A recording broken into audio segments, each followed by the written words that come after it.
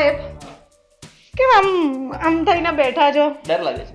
શાનો ડર? અંધારાનો. લાઈટ અંધારાનો ડર. તમને ખબર છે અંધારાના ડરને ઇંગ્લિશમાં શું કહેવાય? તમારા અંદરનો ટીચર બહાર કાઢો. અંગ્રેજીમાં કહો મને શું કહેવાય? Nyctophobia. Okay. It's called nyctophobia. Okay? Okay. લક્ષણભાઈ કેમ આમ સિકડાઈને બેઠા છો? મારે એક પ્રશ્ન પૂછું? તમને શેનો ડર લાગે? કૂતરાનો ડર લાગે. કૂતરાઓનો ડર ને? ખબર છે ને ઇંગ્લિશમાં શું કહેવાય? કૂતરાઓનો ડર એટલે સિનોફોબિયા.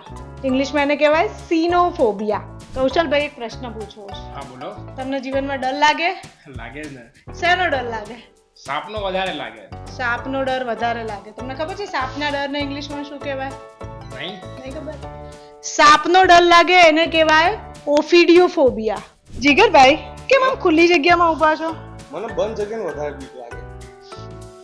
બંધ જગ્યાનો ડર એને ઇંગ્લિશમાં ખબર છે તમને શું કહેવાય? મારો આઈડિયા નથી.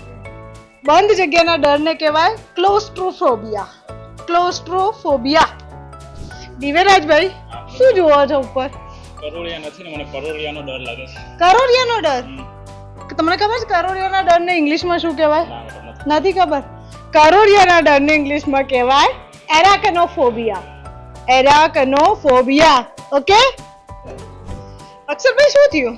ઇન્જેક્શન આપ્યું છે એનો બહુ ડર લાગે. ઇન્જેક્શનનો બહુ ડર લાગે ને? તમને ખબર ઇન્જેક્શનના ડરને ઇંગ્લિશમાં શું કહેવાય? ના નથી. નહીં ખબર. ટ્રાયપેનોફોબિયા. શું કહેવાય? ટ્રાયપેનોફોબિયા. મેડમ તમને શેનો ડર લાગે છે? જો મને ડર લાગે છે એનું ઇંગ્લિશ નામ છે એગોરાફોબિયા.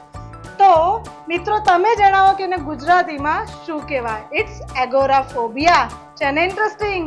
ને હવે ઇન્ટરેસ્ટિંગ વિડીયો જોવા માટે ચેનલને સબસ્ક્રાઇબ કરો, વિડીયોને લાઈક અને શેર કરો.